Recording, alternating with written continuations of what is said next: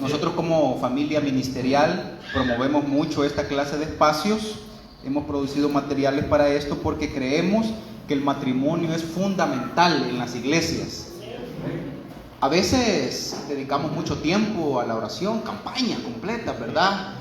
30, 40 ayunos, pero no se oye mucho de la familia, no se oye mucho del matrimonio. Amén que ayunemos, amén que vigilemos, amén que hagamos lo que queramos, pero si la familia y el matrimonio está quebrándose, le podría decir que las demás cosas pues deberían de esperar un poco más. Así que felicito a esta iglesia que comentaba yo con mi esposa. Tengo 34 años de saber de ella y hasta hoy la conozco. Hace 34 años viajaba de esta iglesia una comitiva a plantar la iglesia de Río Zarco, y uno de ellos era mi hermano Jorge.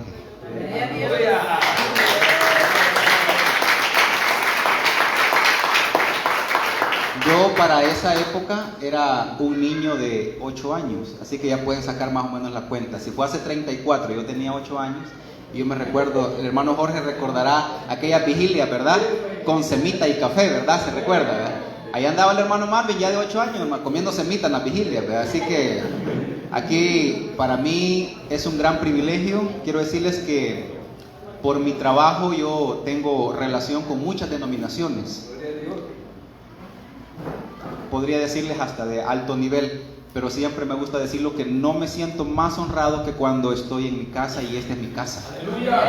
Porque es mi iglesia, es mi denominación. Amén. Así que el pastor decía que teníamos una actividad hoy, y ciertamente sí, teníamos una actividad, hicimos arreglos por ahí, ¿verdad? Para poder estar con ustedes, porque para mí mi iglesia, mi denominación es prioridad, siempre es prioridad. Así que les amo en el Señor, aunque posiblemente, como digo, no les conozco, pero sí me recordé del hermano Jorge, ¿verdad?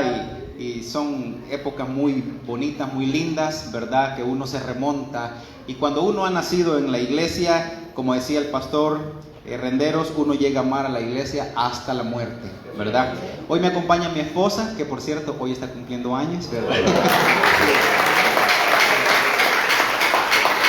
Así que si me hubiera caído en la ruleta, diga el día del cumpleaños, bien fácil me hubiera salido, ¿verdad?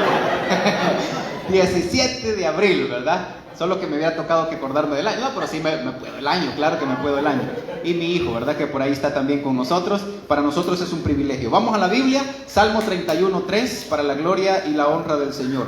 Vamos a leer un versículo que no es muy común leerlo en actividades como estas. No es muy común leer este pasaje. Y cuando el pastor me habló y me dijo, hermano Marvin, ¿será que podría acompañarnos? Y él me dio el tema, y yo dije, claro que sí. Es un tema importantísimo porque está conectado, hoy lo reconocerá usted, con nuestra identidad como iglesia.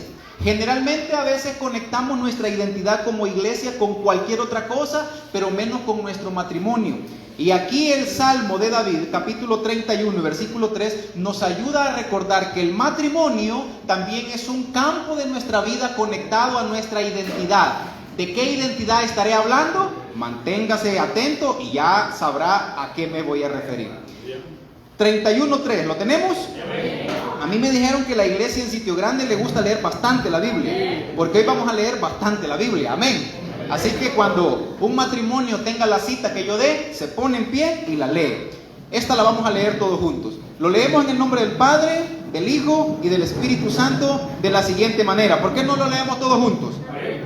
Porque tú eres mi roca y mi castillo, por tu nombre me guiarás y me encaminarás. Una vez más, porque tú eres mi roca y mi castillo, por tu nombre me guiarás y me encaminarás. Padre, en esta mañana, gracias por su amor, gracias por su misericordia. Le adoramos y le bendecimos por estar reunidos hoy alrededor de tu palabra para aprender de ella. Este día, Señor, hemos sido convocados para que tu palabra hable a nuestros matrimonios, porque lo necesitamos. Queremos que tu Espíritu Santo, que ha inspirado las Escrituras, nos guíe de principio a fin en la exposición de ellas. Te damos a ti la gloria, bendecimos esta iglesia, esta congregación que ha abierto este espacio importante, Señor, para los matrimonios. Te bendecimos, Te glorificamos y te damos la gloria. En Cristo Jesús, amén y amén. Bien, tome su asiento esta mañana. Vamos a iniciar el estudio de hoy tal como ustedes lo han titulado: matrimonios fundados sobre la roca. Digámoslo, matrimonios fundados sobre la roca.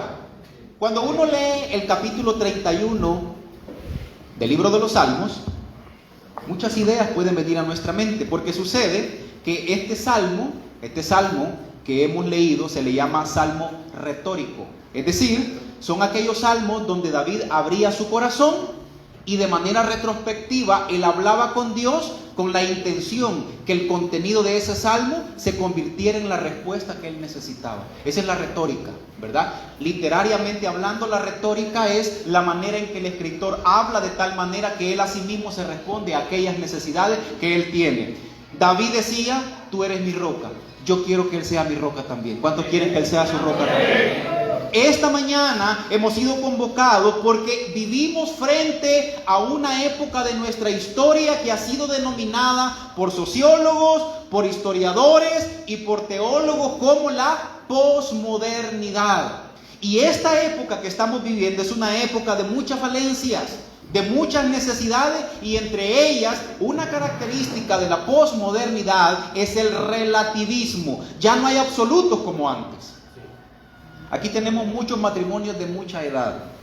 Ellos vienen de la época de la modernidad. Esa es la época antes de la de nosotros. La nuestra ya es la posmodernidad. Pero si algo bueno tuvo la modernidad, es que fue la época de los absolutos. El hombre, bien hombre, ¿verdad? El macho. La mujer, dama, ¿verdad? Con todas sus cualidades. Y una de las características de lo que estamos hoy enfrentando precisamente es el relativismo. Ya nadie sabe quién es. Uno dice, bueno, y será mujer, hombre, la mitad, 40%, 70%, no sabe uno qué tiene frente a sus ojos. Sí, eso se llama relativismo. Y eso se aplica en todos los campos. En la identidad, en los valores, en la manera de ser, de pensar, de tener y todo lo que usted quiera. Ahora bien, eso es en el mundo. Por eso estamos el día de hoy aquí. Porque la iglesia sí tiene identidad y la tiene bien puesta. La iglesia tiene su identidad bien establecida. David decía: tú eres mi roca. Es decir, sobre esta roca estoy parado, yo sé quién soy, de dónde vengo, a dónde estoy y para dónde voy. Ahora, hay un elemento importante. La identidad no es otra cosa más que aquello por lo que algo se define. La definición en el matrimonio es importante. ¿Cómo se debe de definir el matrimonio cristiano? Y voy a decir que hoy día hay muchos términos que se están involucrando con el matrimonio cristiano, que aunque forman parte de él, pero no lo tienen que definir. Por ejemplo, alguien dice: el matrimonio tiene que ser un matrimonio romántico. Amén, seamos románticos. Pero el romanticismo no puede ser la base de nuestro matrimonio. No lo puede ser. Muchos dicen por ahí: el matrimonio es una relación en la que cada uno puede hacer lo que quiere. Yo respeto a mi esposo y ella también me respeta a mí. Excelente. Pero no puede ser una relación de condiciones. No se puede tampoco. Ahora, la lista es larga y si las vamos descartando una a una, llegaremos al momento en el que la iglesia debe de sentarse y decir cómo debemos de definir nuestro matrimonio. ¿Una relación romántica? ¿Una relación de condición? ¿Una relación y siga la lista? No. Esta mañana el rey David, a través de este salmo, nos dice: tú eres mi roca y mi castillo. Esto tiene un gran significado profético para nuestra vida, porque la relación como la iglesia define el matrimonio es una relación pactual. Pactual. Y a eso me refería al principio cuando decía: ya vamos a hablar de pacto otra vez, hermano. Hoy no es enseñanza. Mire, sucede que frecuentemente nosotros utilizamos muchas maneras de llamar la relación que tenemos con Dios. Y sé que usted va a estar conmigo. Él es nuestro Padre y nosotros. Él es el Creador y nosotros. Él es el Maestro y nosotros. Y esa clase de relaciones se describe a lo largo del Antiguo y del Nuevo Testamento. Pero si hay una relación que Él gusta utilizar desde el Génesis hasta el Apocalipsis y constantemente, es la relación matrimonial, porque es la que mejor define cómo Él se entiende con su amada iglesia. Y esa relación es pactual. En el Antiguo Testamento, Dios de hecho se consideró el esposo de Israel. No el padre, no el creador, no el maestro, no el amigo. El esposo de Israel. Isaías capítulo 54 y versículo 5 lo dice claramente. Un matrimonio que lea ese pasaje y otro matrimonio que busque, 2 de Corintios 11:2. Porque sucede que la línea pactual de la iglesia se vuelve el fundamento, se vuelve la roca. Es decir, cuando a mí me llama la Iglesia de Dios Mundial en Sitio Grande y me dice, predique sobre matrimonio fundado sobre la roca, la gran pregunta es, ¿cuál es esa roca? La roca es el pacto donde está fundado todo matrimonio. Lo que permite que un matrimonio llegue a tantos años, como por ejemplo el de hermano Jorge y otros matrimonios que han de tener una gran cantidad de años, claro, es el amor que él le tiene a su esposa.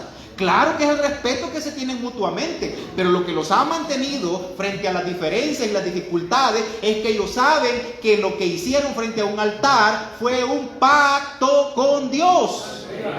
Por eso nuestra relación es pactual, como lo es mi relación con Dios, es pactual. ¿Qué dice Isaías 54:5? Porque tu marido es tu hacedor. ¿Qué es el Señor de Israel? Es su marido.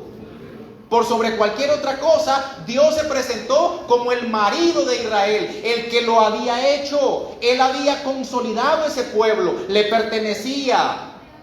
¿Cómo sigue diciendo? Jehová de los ejércitos. Jehová de los ejércitos. Es su nombre. Ese es su nombre. En otras palabras, conócelo por su nombre. Y su nombre es Jehová de los ejércitos. Y por su cualidad. ¿Cuál es su cualidad? Él es su marido. Gracias, hermano. Así se presentó el Señor desde el Antiguo Testamento. Lo dije anteriormente. Esto no quiere decir que Él no sea el Padre, el Creador, el Redentor, el Proveedor, el Protector. Y siga añadiendo usted nombres a la lista. Pero Él se dio a conocer frente a su pueblo como el marido de su pueblo. En el buen sentido de la palabra. Ahora, uno revisa el Nuevo Testamento y se entera de que la idea bíblica del pacto continúa. ¿Por qué? Porque en 2 de Corintios capítulo 11 y versículo 2, ahora Cristo se presenta como el esposo de la iglesia. ¿Cuántos alaban al Señor por eso? Así como Dios se presenta como el esposo de Israel en el Antiguo Testamento, Cristo se presenta como el esposo de la iglesia en el Nuevo Testamento. O sea que la idea pactual es continua. La idea pactual afecta a todas las áreas de la iglesia, incluida la relación que tenemos con la hermana de la iglesia que más amamos, ¿verdad? Yo en la iglesia tengo una hermana que me gusta y que la amo. Es mi esposa la que está aquí. Claro. Es que ya los vi que se pusieron a decir. El pastor aquí en esta iglesia hay una hermana que le gusta mucho, la ama y tiene todo el derecho de abrazarla, de besarla. Es su esposa. Y eso no está separado de nuestra identidad pactual como iglesia del Señor. Es que el pacto no es una ceremonia que usted viene a hacer sobre la Biblia, así, Señor, yo te prometo. No. El pacto es un estilo de vida. Y si es un estilo de vida, incluye todos los ámbitos de la vida. El estudiante es un estudiante pactual. Tiene que ser diferente a los demás porque es un hombre de pacto, es una mujer de pacto. En el matrimonio, nosotros somos familias de pacto. Tenemos que comportarnos, ser, hacer y decir distinto a los que no son familias de pacto. Oiga lo que dice Corintios, 2 de Corintios 11:2. Amén. ¿Alguno? Porque os celo, ¿con qué? Con celo de Dios. Con el celo de aquel Dios del Antiguo Testamento que se presentó como el marido de su pueblo. Pues os he desposado con un solo esposo. Porque los he desposado con un solo esposo. Para presentaros como una virgen pura a Cristo. Es decir, que el Padre, mire qué lindo aquí. Aquí lo que tiene en mente el apóstol Pablo es el contexto de la boda judía. Lo que está en mente del apóstol Pablo es al Padre presentándonos a Cristo a nosotros que somos la doncella. La virgen. El contexto es pactual, el contexto es matrimonial y dice que nos lo presentó al hombre porque nosotros estábamos destinados a desposarnos con él. Mire qué interesante. Porque si usted lee en el contexto, todo el capítulo 11 habla de la herencia eterna de la salvación. Y curiosamente Pablo la armoniza ¿con qué? Con el matrimonio. ¿Por qué? Porque es la relación que mejor describe la relación entre Dios y su pueblo. ¿Qué clase de relación? De pacto. Ahora bien, ¿por qué decimos todo esto? Porque esta mañana usted con su esposa ha venido juntamente, como yo, con mi esposa, a escuchar de qué se trata el hecho de que un matrimonio esté fundado sobre esta roca que es el pacto. ¿Y sabe qué es? Que el pacto lamentablemente se ha distorsionado, que lamentablemente el pacto se ha devaluado por muchos y se ha comenzado a ver en una categoría mucho más barata, que es la de un contrato. Tengamos mucho cuidado, iglesia del Señor. La roca sobre la que estamos paradas no es cualquier contrato, no, es un pacto eterno que Dios hizo primero con su iglesia, que es su esposa, y ahora nosotros con nuestro cónyuge. ¿Por qué? Porque en todo el contenido de las Escrituras, el concepto de pacto tiene una gran implicación en lo que usted hace, en lo que usted tiene y en lo que usted sabe. Son los tres grandes campos en los que afecta la obra redentora de Cristo. Cuando nosotros venimos al Señor, Él afecta lo que usted sabe, su conocimiento. Romanos capítulo 12, versículo 1, ¿verdad? No conforméis a este siglo, sino renovaos en vuestro pensamiento. ¿Para qué? Para que puedas comprender cuál es la voluntad de Dios, agradable y perfecta. Es decir, el que no ha sido renovado no puede ser transformado. Y el que no puede ser transformado no puede entender la voluntad de Dios, lo que sabemos. Pero también somos llamados a transformar lo que hacemos. Primera de Corintios capítulo 11 versículo 31. Así pues, coman o beban, háganlo todo para la gloria del Señor. Háganlo, hacer. El hacer también está redimido. Cuando venimos a Cristo, lo que hago queda redimido. Pero también las propiedades, lo que usted posee, todos sus bienes, ahora también forman parte de la propiedad de su verdadero marido, de su verdadero esposo, que no es aquel que se casó con usted frente a este altar, sino es el que vive en los cielos. Él es el verdadero propietario de todo lo que nosotros tenemos. ¿Y por qué esto es importante? Porque si le damos un vistazo a nuestra sociedad, veremos que nuestra sociedad, a diferencia de la iglesia de Dios que es pactual, ellos son contractuales. Nosotros somos pactuales, ellos son contractuales. ¿Por qué? Porque sucede que para el contrato es importante el acto, pero no las personas. Para el Señor no fue importante el acto, fue importante las personas. Por eso cuando uno enseña liderazgo cristiano, y se lo aprovechamos, se puede el comercial, ¿verdad? Pero un buen comercial. El principio del liderazgo cristiano, y guárdenlo en su corazón, es que un líder espiritual solo se dedica a otras cosas si no hay personas que atender. El líder espiritual solo se dedica a otras cosas si no hay personas que atender. ¿Qué le quiero decir con esto? Hacer dinero es importante, porque si no, ¿cómo compramos las cosas? Pero está en segundo plano si hay alguien enfermo. Es necesario que cumplamos el programa. Por ahí ve que tienen su programa, ¿verdad? Y es importante las actividades. Pero si hay alguien necesitado, las personas para Dios son más importantes que el cumplimiento de un programa. Por eso repito, un verdadero líder espiritual solo se dedica a otras cosas si no hay personas que atender. Mi hermano, has puesto ahí el pie porque Dios sabe que hay personas a tu lado que te necesitan. ¿Por qué estamos el día de hoy? Porque aquí hay, mire, no puedo contarlo pues, pero aquí por lo menos hay unas 20 familias representadas en estos matrimonios que necesitamos de Dios. Porque si algo nos une en temas como estos es que no hay matrimonios perfectos, solo hay matrimonios redimidos. Cada una de estas parejas está compuesta de un hombre y una mujer pecadores que vinieron a un altar y le dijeron: Señor, nosotros queremos vivir como tú vives con tu iglesia.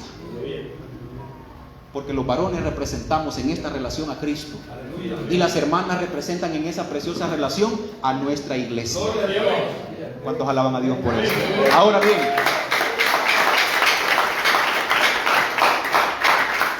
cuando uno se entera de la labor, fíjese bien, cuando uno se entera de la labor del pacto en términos de matrimonio, uno sabe de que esta idea contractual que el mundo maneja y que lamentablemente en muchas iglesias, denominaciones y ámbitos cristianos se está manejando y fuertemente. No cree que es una moda, no. Se está arraigando de manera bastante profunda en muchos ámbitos cristianos la idea contractual, queriendo dejar atrás la idea pactual. Ahora, ¿por qué? Porque sucede que cuando nosotros vemos estos matrimonios, nos enteramos que el propósito es sentirse bien ellos, es cumplir las expectativas de ellos, es llenar los objetivos que ellos se habían planteado. Oyó lo que dije en estos breves minutos, ¿verdad? Ellos. Pero sucede que hay 5 características de los contratos por los que mi relación con mi esposa, la relación del pastor con su esposa y la de ustedes con sus esposas no puede ser un contrato. 5, hay más, pero vamos a ver 5 por las que nuestros matrimonios no son un contrato. ¿Me quiere ayudar con la Biblia? En primer lugar, porque los contratos son acuerdos con una limitación temporal. ¿Sí o no? La compañía de telefonía con la que usted tiene ese celular bien hermoso que hasta le relumbra cuando lo saca, tiene una fecha de caducidad. Pero usted cuando se casó, no le dijo el pastor: lo declaro marido y mujer hasta el 24 de diciembre de 1900. No dijo una fecha. Primera característica de por qué yo no tengo una relación contractual con mi esposa. Es una relación pactual porque los contratos son limitados en su fecha de caducidad. El pacto es para siempre, como el pacto del Señor con la iglesia también es para siempre. Y nos conviene que sea para siempre. Nos conviene. Por eso cuando hacemos labor de consejería, lo primero a lo que yo echo mano es del pacto. Y hermano, le digo yo, ¿acaso usted ha olvidado el pacto que Dios tiene con usted? Si el pacto que Dios ha hecho con nosotros, porque usted no ha hecho pacto con el Señor, lo sabe, ¿verdad? La Iglesia de Dios Mundial no enseña un pacto bilateral, enseña un pacto unilateral. Usted no vino a hacer pacto con el Señor. Le voy a dar una razón por qué. Porque ya este día usted lo violó como más de 10 veces. Eso no le daría garantía a usted en ese pacto, porque usted lo viola constantemente. La garantía es que Él, que es fiel, lo hizo con usted. Esa es la garantía. Entonces, volviendo al punto, cuando viene alguien necesitado, le digo, hermano, ¿y acaso usted no se recuerda del pacto que Dios ha hecho con usted? Es un pacto que no tiene caducidad, mi hermano. Es un pacto que trasciende problemas, dificultades, épocas, temporadas. Porque cada época de la vida tiene sus dificultades. A veces creemos que los niños no tienen problemas. Ellos enfrentan sus propios desafíos a su edad. ¿Qué es el problema? El joven, el anciano, la dama, el caballero, como hombres y como mujeres, cada uno enfrenta su propio desafío. Ahora, ¿por qué el pacto es importante? Porque te da la garantía que independientemente de la temporada de tu vida que estés viviendo, aquel que hizo pacto contigo no te abandona. Porque el pacto es para siempre. Por eso es que seguimos aquí. Así que podríamos hacer un ejercicio de comenzar a contar aquí, ¿verdad?, los años de pacto de cada uno de los hermanos. Y no me refiero al pacto como miembro de la iglesia, me refiero al pacto matrimonial. Y comenzar a recordar que esos años han sido solamente posibles porque el Dios del pacto ha estado en nuestro pacto matrimonial. Él es un Dios de pactos. Y Él respeta la decisión que Él tomó en unir a este hombre con esta mujer, a este otro hombre con esta mujer y a cada uno de nosotros. Segundo, ¿por qué tampoco no tenemos un contrato sino un pacto? Porque los contratos se refieren a acciones específicas. ¿Sí o no? ¿Sí? Contratos de telefonía, contratos de salud, contratos laborales, contratos de esto y de lo otro. Pero lamentablemente, y voy a decirlo así, lamentablemente, el pacto que tenemos con nuestras esposas no es específico, es integral. Dígalo conmigo, es integral. Usted no le puede decir, fíjate que yo con todo mi corazón te lo quisiera comprar o lo quisiera hacer, pero hasta ahí no llega el contrato que tengo contigo. ¿Cómo dice? ¿Cuál es el asunto? O al revés, ¿verdad? Le dice algo el esposo y la esposa decirle, no, con todo gusto mi amor, pero esa parte es la que la cláusula 5.47b dice que no está incluido.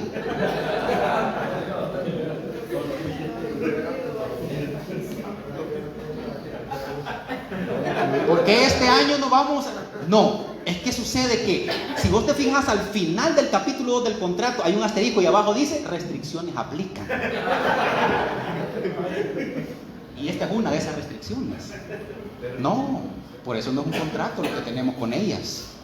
Por eso no es un contrato lo que ellas tienen con nosotros. Tenemos un pacto, porque el pacto es sin condiciones. Sin condiciones. Y como no me canso de decir cada vez que enseño sobre el matrimonio, y cuando alguna condición se nos venga a la mente, acordémonos de esto, que es bien fácil de recordárselo. Nadie la eligió por usted, usted la eligió. Nadie lo eligió por usted, hermana. Habían otros, pero usted lo eligió. Así que, como dijo que, vámonos, ¿verdad? ¿Cuántos dan una ofrenda de palmas al Señor? No, miren, y se lo voy a decir bien bonito. No piense que está pasando por mi mente cosas extremas, no. Fíjese que a veces algunas quejas son, por ejemplo, que hermano, ¿cuánto come? Usted se hubiera fijado que comía bastante, pues, ¿verdad? Miren, si hago 5 comidas al día, hermano, solo en eso me llevo todo el día. Se hubiera fijado. La otra no. Enojada porque no comemos, ¿verdad? Yo quisiera que comiera, ¿y por qué no come una tortilla? Unos se enojan porque comen y los otros no comen, ¿verdad? Pero ese es bueno. ¿Sabe por qué? Nosotros elegimos ese camino. Y démosle gloria a Dios, porque con diferencias nos amamos. Y el Señor nos ama a todos por igual. El Señor nos ama a todos por igual. Ahora bien, vamos a lo esencial de este segundo punto. Cuando yo digo que el matrimonio no es específico como lo son los contratos, sino que es integral, es porque me estoy refiriendo a que el matrimonio es un ámbito físico, emocional y espiritual. Vamos a estos elementos que también son importantes entenderlos. Por ejemplo, el matrimonio no puede ser un contrato, porque la esposa que nosotros elegimos, o las hermanas, el esposo que ellos eligieron, dentro de 40 años, por ejemplo, con mucho respeto voy a poner nuevamente el ejemplo de mi hermano Jorge, que es la persona que yo conozco. Hace 34 años, él era un hombre muy vigoroso, lo recuerdo perfectamente. En aquella galera, va hermano Jorge, cantando alegremente al Señor, a pura capela, alabanzas al Señor. Pero 34 años después, el hermano Jorge ya no es ese mismo hombre. Y su esposa ahora debe de entender que sus necesidades cambiaron, que su velocidad ya no es la misma, que sus intereses ahora son distintos. Vámonos al otro lado. Nosotros los caballeros tenemos que entender que aquella dama que se vestía en 5 minutos y preparaba a los niños en 10 y en 15 ya estaban en la sala esperándonos a nosotros que nos tardamos 40. Sí, porque hay que hablar lo que es, ¿verdad? Pues sí, porque a nosotros nos cuesta más, hay que ser sinceros, el pantalón, la corbata, el saco, ¿verdad? Los lentes, ¿verdad? Y todo. Amén. Hermanos, ayuden. ¿Verdad? El reloj, ¿verdad? Tiene que ser el de cabal, el que da con... Yo no uso reloj, pero de los que usan, ¿verdad? Tiene que ser el que pega con la ropa, ¿verdad? Los calcetines, y ahí vamos como 40 minutos ya. Pero comenzamos a ver que esa mujer también comienza a cambiar. Y ahí entra el acompañamiento pactual, físicamente hablando. Ella cambia también en su estilo de comer, en su estilo de dormir, en su estilo de relacionarse, ¿sí? Ya no es la misma persona que generalmente gustaba estar con mucha gente, que trajéramos un montón de gente a la casa. Quiere tener su espacio. Y eso hay que entenderlo, porque es la señora de la casa. O por el contrario, antes no tenía tiempo porque atendía a los niños, ahora lo tiene y quiere salir, quiere disfrutar, quiere conocer el mundo, ¿sí? Así se llama el parque de la Par, el mundo, ¿sí? Entonces hay que llevarla, ¿verdad? Sí. Entonces hay que llevarla al mundo, ¿verdad? O sea, a la Par, pues, ¿verdad? ¿Sí? Quiere salir a comer afuera, al patio, pues, ¿verdad? Entonces es bien importante acompañarla, ¿sí? Ahora, ¿por qué no hablar de algo que nuestros pastores hacen mucho hincapié en nosotros? El acompañamiento espiritual. Porque te recuerdo, estimado hermano, que el primer sacerdote está en la casa. Somos nosotros. Esta mujer no sabe nada de Biblia, decimos. ¿Y de quién es la culpa? Amén, hermanos. Miren, hasta música de fondo me pusieron para este momento importante. Esta mujer no sabe nada ni los libros de la Biblia, dicen a veces, ¿verdad? Amén. ¿Culpa de quién es que no sepa mucho de Biblia? Del sacerdote de la casa. ¿Cuánto tiempo leen la Biblia juntos? ¿Hay un devocional familiar? Cuando, por ejemplo, a ella le corresponde la reflexión bíblica, ¿está usted orientándola? ¿Está guiándola? Usted es el sacerdote de la casa. Amén. No digamos si hablamos de rey y de profeta, ¿verdad? Eso lo podemos guardar para otra invitación. Pero esto es muy importante, ¿sabe por qué? Porque es acompañamiento pactual. El pacto es un sello. ¿El pastor lo leyó? Cantares. Es un sello. Y si es un sello, ese sello no se puede romper. Es permanente. Cuando hablamos del acompañamiento en el matrimonio, nos referimos a que si yo estoy creciendo, mi esposa crece conmigo. Durante mis años de trabajar en la empresa privada, siempre tuve un principio de trabajo para mis súbditos, ¿verdad? Y decía yo, si yo crezco, ellos crecen conmigo. Cuando el Señor nos llama al ministerio, yo tengo esa misma filosofía de trabajo con mis compañeros. Si yo crezco, ellos tienen que estar creciendo conmigo. Porque si solamente está creciendo la cabeza, eso no es natural. ¿Sabe cómo se llama eso? Eso es un fenómeno.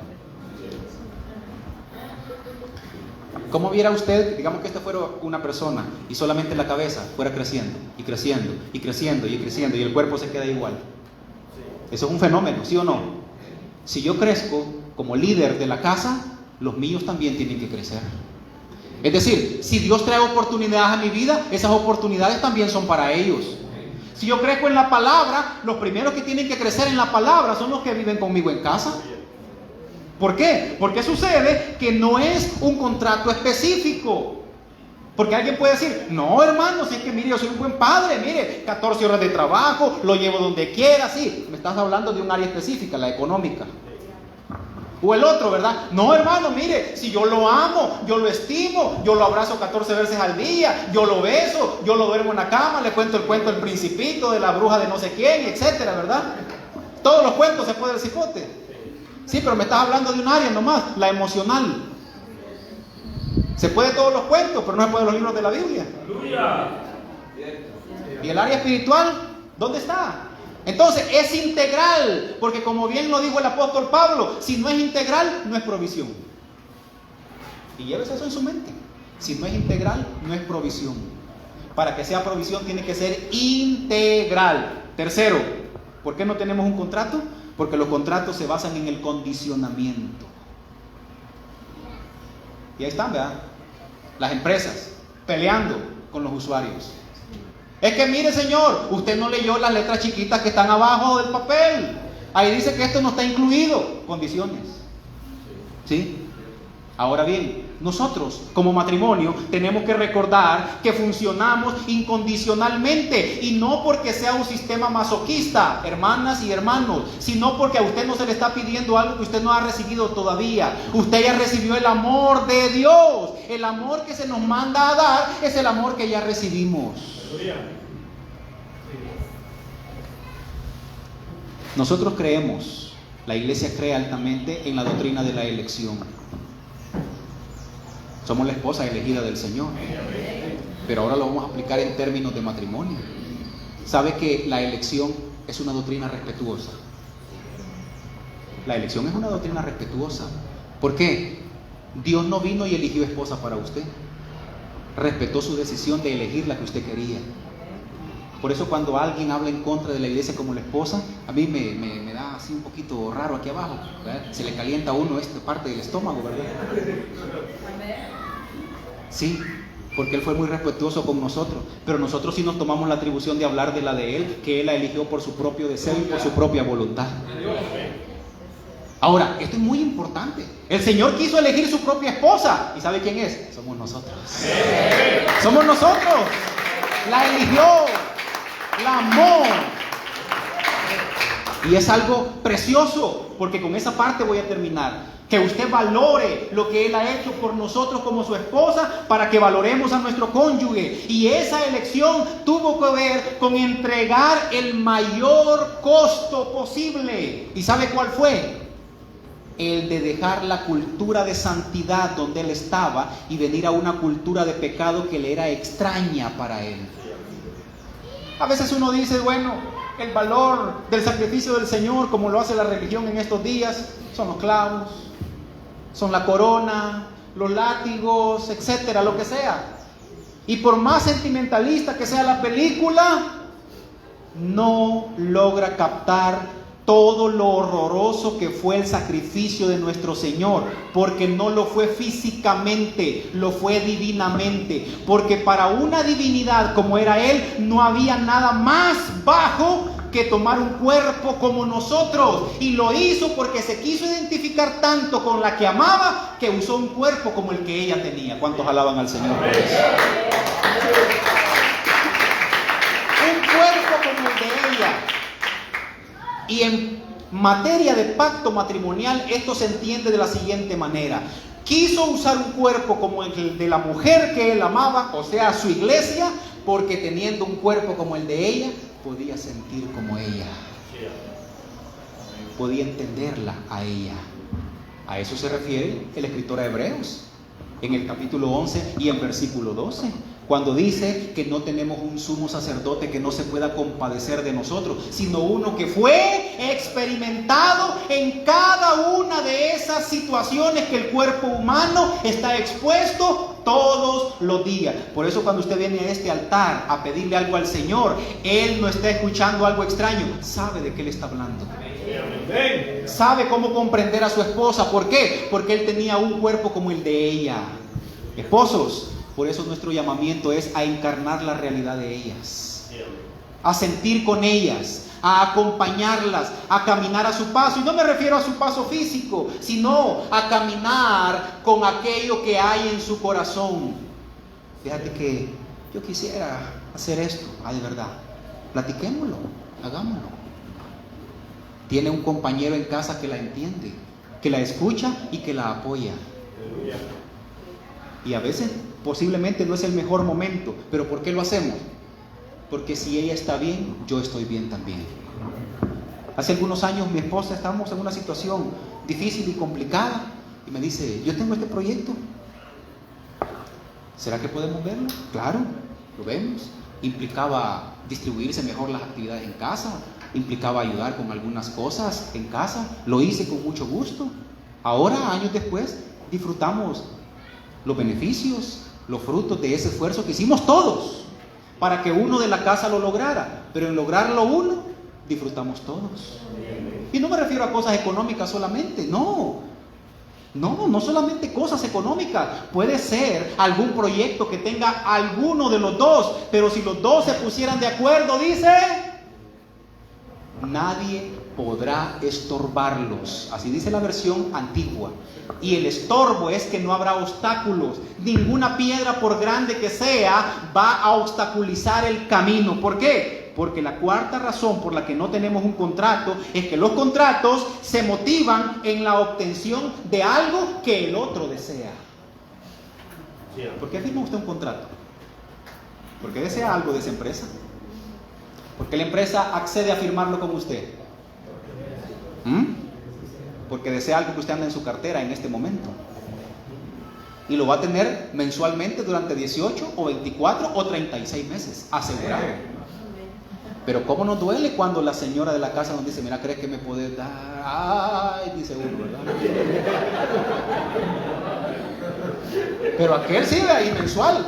Y hasta le dicen, mire, si puede le hago un cargo directo a la cuenta, ¿verdad? Así no, le evito venir aquí. Lo que pasa es que quiere sacárselo de un solo. Ahí no decimos nada. Ahora, ¿qué motivan los contratos? El interés del otro. En el matrimonio no. ¿Por qué? Porque yo no voy a tratar de satisfacer mis intereses. Usted se casó porque sabía que con esa persona, la parte que Dios había diseñado desde el principio, usted no la podía cumplir, usted no la podía completar. Dios ve que Adán está solito porque la jirafa y el jirafo estaban bien contentos. ¿Sí? El león y la leona bien contentos. ¿Sí? La guacamaya y el guacamayo bien contentos. Vaya a hablar y hablar y hablar. Y el pobre Adán con los palos hablaba. Y entonces dijo el Señor, no es posible. Por muy científico que sea este hombre que he hecho, por muy perfecto, oigan hombres, por muy perfecto que sea el hombre que he hecho, porque lo era. Tanto así que Adán fue el primero que creó ciencia, al ponerle el nombre a cada animal. Eso es un acto científico.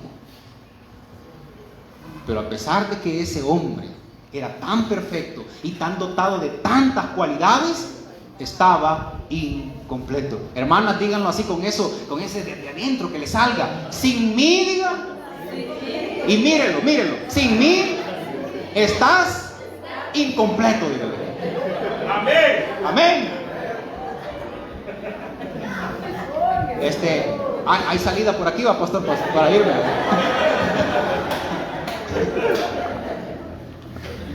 Y el Señor dijo, no es bueno que el hombre esté solo. Le haré ayuda idónea. Le haré su eser. Mire, cuando uno nota esta cuarta característica de por qué no tenemos un contrato, uno se entera que el matrimonio bíblico nunca busca el deseo personal. Más bien, yo veo consumado mi propósito cuando el de ella se cumplió. Yo sé que como hombres no solemos decir esto. Así que, hermanas, abran sus oídos porque vamos a hablar de cosas que los hombres callamos hoy.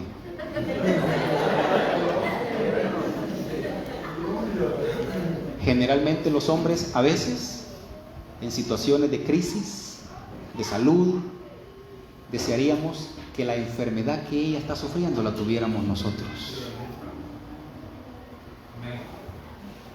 Desearíamos que la enfermedad que ella está sufriendo la tuviéramos nosotros. ¿Sabe por qué? Porque nosotros aguantamos más. Por diseño, el hombre está dotado con mayor capacidad, pero es parte del amor, del aprecio y de la identificación que tenemos, porque sabemos que si ella sufre, nosotros también sufrimos. Y como dije, posiblemente no lo demostramos, posiblemente no lo decimos, posiblemente no lo expresamos, o algunos quizás sí, pero adentro en nuestro corazón deseamos que ella esté bien, porque sabemos que si ella esté bien, si ella sonríe, si ella está con bienestar, también nosotros lo tenemos. Y esto no es sacado de mi corazón, ni del corazón de algún buen hombre que hay aquí, porque buenos no somos nosotros, hermanos. Está sacado del corazón del que nos ama. Está sacado del esposo que la iglesia tiene, y es Cristo. El Señor hace lo que hace para nuestro bien. Incluso cuando nos castiga, nos está amando, porque Él quiere vernos bien a nosotros. Eso mismo se aplica en el matrimonio. Y para terminar, ¿por qué no tenemos un contrato sino un pacto? Porque los contratos son implícitos y no son verbales. Sin embargo, el contrato es verbal. Se basa en la relación que tiene ella con él. Él la conoce a ella y ella lo conoce a él. Y mire, esto es precioso. ¿Sabe por qué? Porque cuando uno lee Génesis capítulo 2, versículo 24, no lo lea, usted lo conoce. Cuando el Señor dice que dejará padre y madre y unirá a su mujer, y los dos serán uno, la palabra en hebreo que ha usado ahí, ejad, es la misma que utiliza en Deuteronomio 6:4 cuando dice: oye Israel, tu Dios, ejad, uno es. ¿Sabe qué significa eso? Unidad compuesta. En el caso de la Trinidad, 3, y en el caso del matrimonio, ahí está la presencia de la unidad compuesta de Dios. Él se ve y se identifica con nosotros. Para terminar, cuando uno habla entonces de la roca donde está sentado un matrimonio, no debe de tomarlo a la ligera. Uno podría decir, matrimonio fundado sobre la roca, y se presta para un sermoncito así bien, digamos, sentimentalista, ¿verdad? Y comenzar a decir un par de cosas, y bueno, primero, ámense, segundo, yo pude haber venido a decirles eso. No, la roca de la iglesia es el pacto que ella tiene con su Señor. Esa la ha mantenido inamovible hasta el día de hoy.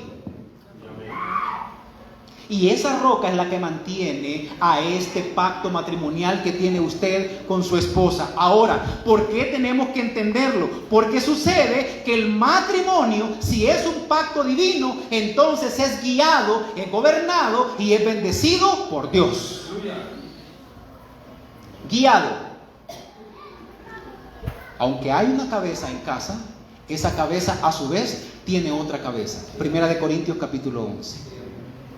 Gobernado, que aunque hay un sacerdote en casa y es el que tiene la responsabilidad de alimentar con la palabra a esa esposa para que ambos crezcan a la misma estatura de la plenitud de Cristo, Efesios capítulo 12, es Cristo el que alimenta ese matrimonio. Y para terminar, Él es el que lo bendice. ¿Por qué? Porque cuando cumplimos los roles que a cada uno de nosotros nos corresponden, la gloria de Dios es exaltada en los roles de cada uno de ellos.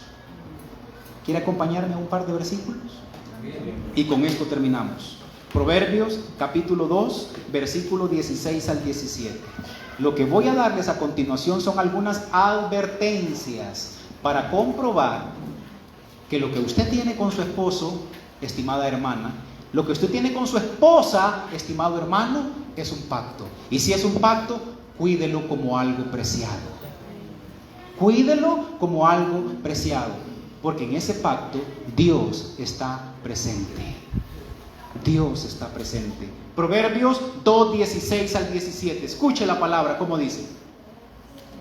Serás librado de la mujer extraña. Y serás librado de la mujer extraña. De la ajena que halaga con sus palabras. De la ajena, ahí ya dijo 3 características. Es extraña, es ajena y es halagadora. Va un buen sermón para el martes ahí, ¿verdad? Ajá. La cual abandona al compañero de su juventud. La cual abandona, como no es la mujer del matrimonio, sino que es la extraña, abandona al compañero de su juventud.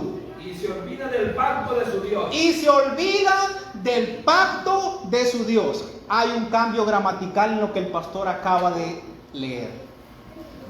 La figura inicial es matrimonial, pero al decir el abandono ya no habla de matrimonio, habla de pacto. O sea que cuando se abandona al esposo, no se está abandonando el matrimonio, se está abandonando el pacto que se tiene con esa persona. ¿Cuántos alaban a Dios por eso? Mire qué importante, porque el escritor está advirtiéndole a su hijo, el escritor le está advirtiendo a su hijo que no se relacione con la extraña. ¿Por qué? Porque olvidándose de su pacto con Dios, ¿le suena? El matrimonio es una extensión del pacto con Dios. Lo repito. Porque olvidándose de su pacto con Dios, es decir, quien abandona a su cónyuge, está abandonando el pacto con Dios. O sea que el matrimonio es una extensión del pacto que hicimos un día frente a nuestro pastor y a esta Biblia. No solamente a venir los 365 días a esta iglesia y de respetar nuestra doctrina y de ser fieles hasta la muerte. No, incluye todas las áreas de nuestra vida y esa área es el matrimonio. Mucho cuidado cuando lleguen esos pensamientos de abandono. Y le tengo una noticia: abandonar no es agarrar las maletas e irme de la casa. Muchos viven ahí, pero hace tiempo se fueron. Muchos siguen viviendo allí, pero hace mucho se fueron de la casa. ¿Quiere un ejemplo? Claro, Judas. Judas no entrega al Señor cuando se levanta de la mesa.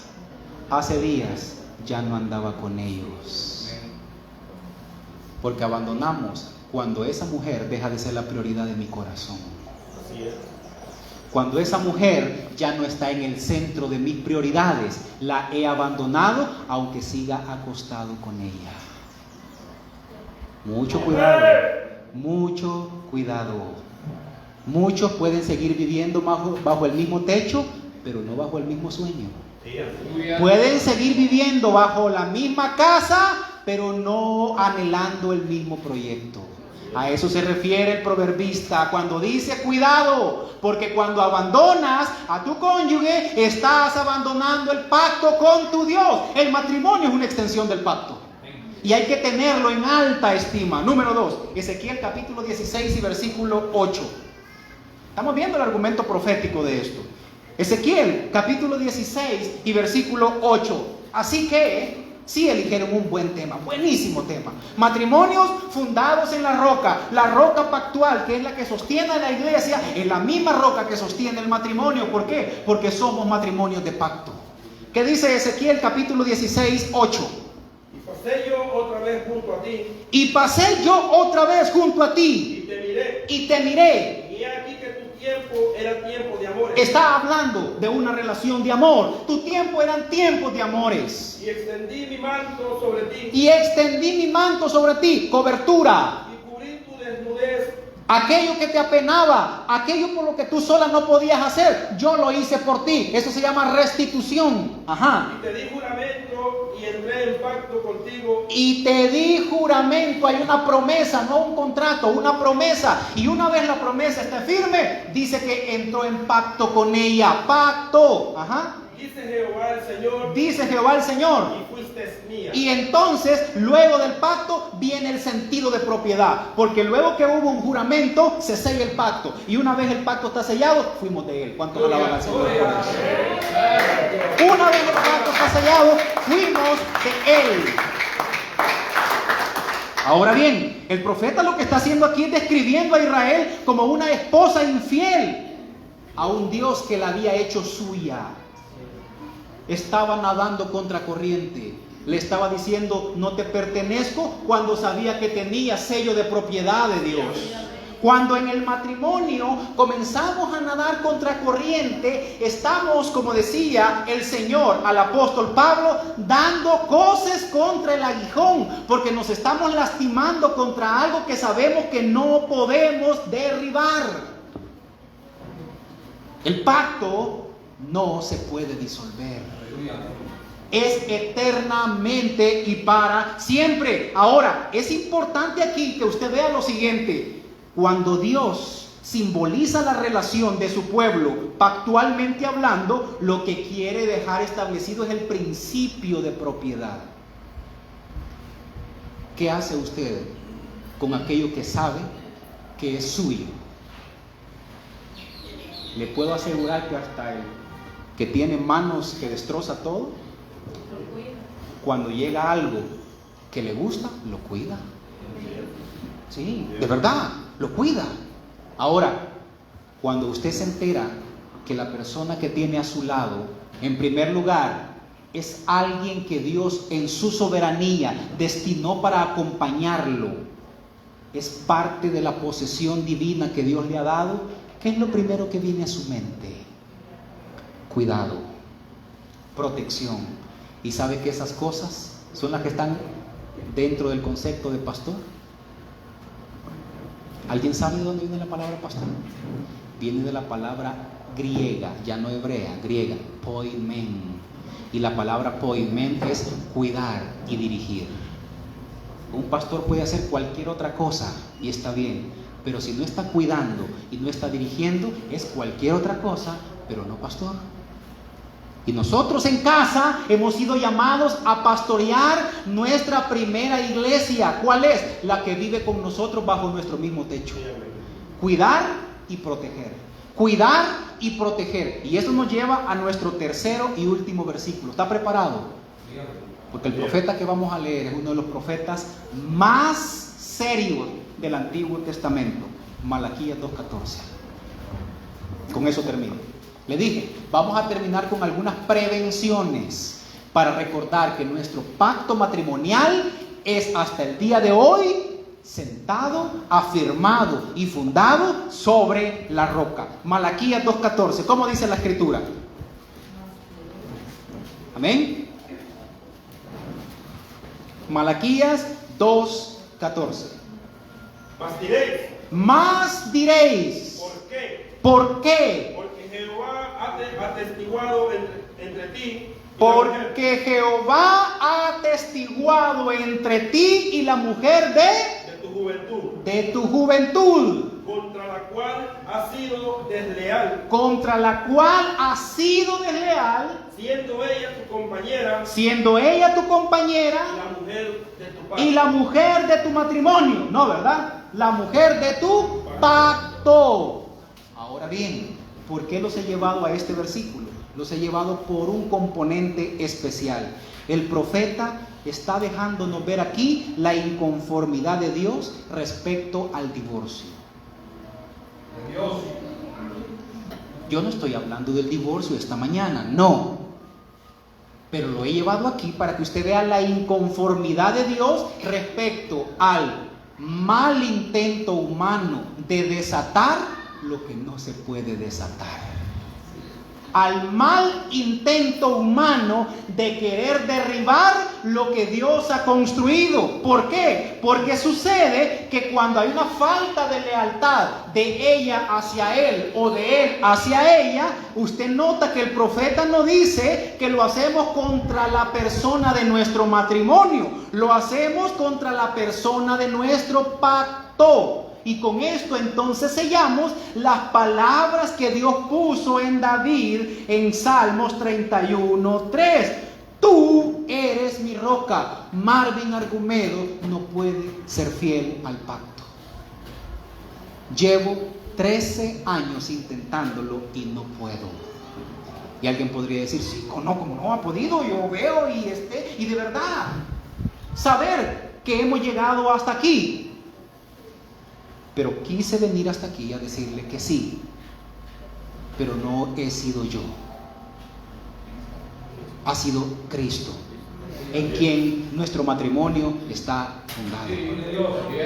En su mente, tenga por favor el número de años que usted tiene de matrimonio y diga, estos años han sido posibles porque mi roca eres tú. Cuando uno piensa en el número 13, 40 y pico, escuché por ahí no sé cuántos, comienza a pasar una película por nuestra mente, ¿sí o no? Una película en la que uno comienza a ver la mano y la gracia del Señor actuando en nuestras vidas. Estimados matrimonios de filial Sitio Grande, si algún día llega a la librería y ve un libro, Pasos para el matrimonio perfecto, o Cómo tener un matrimonio perfecto, ni lo vea, porque eso no existe. Lo que hay son hombres y mujeres pecadores que luchan todos los días con sus defectos y con sus debilidades. Se aferran a la cruz de Cristo y aferrados a esa cruz saben que es Cristo el que sostiene ese matrimonio. Le voy a dar un consejo: nunca se vaya a la cama disgustado por lo que sea, jamás. Así tenga que llegar a la 1 de la mañana dando vueltas y haga la zanjita, ¿verdad? Tanto caminar y caminar y caminar, cómo le digo, cómo le llego y por qué lo hice y por lo otro. ¿Sabe por qué? Con mi esposa lo hemos experimentado. Nosotros creemos que en nuestro hogar, como en el de ustedes, hay un huésped invisible pero presente. Y es Jesús. Él escucha nuestras conversaciones. Y le tengo una noticia: Él apoya nuestras decisiones. Y si vamos a nuestra cama, al lecho de nuestro descanso, al lugar de nuestro amor, con Él, le aseguro que cualquier problema se soluciona porque lo hemos puesto a Él como la roca de nuestro matrimonio. Cualquiera. Ahora, Esto está íntimamente relacionado con lo que David dice en la parte B del versículo. Por tu nombre me guiarás y me encaminarás. Prepárese, porque si es por el nombre de Dios que nuestro matrimonio tiene que estar firme, es por algo que Él cuida altísimamente. Con esto termino. Hay un pueblo que Él ha elegido, lo ama, lo ha sacado de un lugar donde ha estado por casi 400 años esclavo. 10 generaciones es eso. Es decir, una familia vio a 10 generaciones morir como esclavo. Nací esclavo, crecí esclavo y morí esclavo. Lo saca, le da de comer, le da de beber y ha mandado a su siervo a la montaña santa, a donde le está preparando su ley. Pero cuando él regresa, ve a este pueblo agradecido en una fiesta de fechoría. Ve a este pueblo agradecido en un desenfreno total. ¿Y por qué va toda esta historia? Por la sección B del versículo, por tu nombre. Y entonces el Señor le dice a Moisés: apártate, que ahora me lo voy a acabar a todos. A todos. Te voy a dar un pueblo nuevo. Y Moisés se postra delante del Señor y le dice: no, Señor. Porque Moisés amaba ese pueblo, ¿verdad? No, no lo amaba, los odiaba. No los amaba. Era el primero que dijo: sí, Señor, yo me apunto. ¿Cuándo? Ahorita, dale con todo. Porque ya lo tenían hasta aquí. Le dijo: como que los he parido a usted y yo. Me tienen hasta aquí. Pero ¿sabe por qué se lanza al suelo y le dice: no lo hagas? Aquí viene la enseñanza más grande. Si no va a recordar nada esta mañana, recuerde esto: ¿qué dirán de ti en Egipto? ¿Sabe por qué no vamos y cumplimos los deseos que nos dan? ¿Qué dirán de ti en mi matrimonio? ¿Sabe por qué mi esposa no va y hace lo que posiblemente como cualquier otra mujer quisiera hacer? ¿Qué dirán de ti en mi matrimonio si voy y lo hago? ¿Sabe por qué a veces no decimos y no actuamos y como cualquier otro lo pudiera hacer? Porque ¿qué dirán de él en nuestro matrimonio? ¿Qué dirán de ti en Egipto? ¿Que lo sacaste solamente para venir a matarlos al desierto?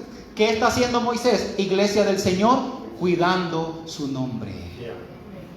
¿Por qué dice David que se mantuvo firme en la roca? Por causa de su nombre. Y esta mañana guarde esto que el hermano Marvin le regala esta mañana. Si algo Dios cuida por sobre cualquier cosa es su nombre. Mucho cuidado con el nombre de Dios. Y ese nombre de Dios ha sido puesto sobre cada matrimonio. Por eso los judíos no mencionan su nombre.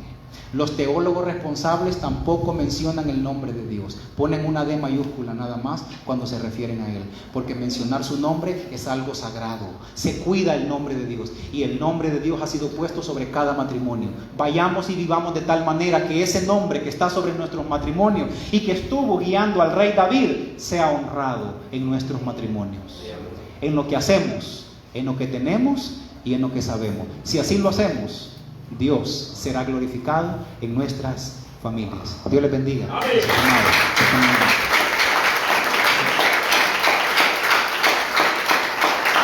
Gloria al Señor. Pasa nuestro pastor con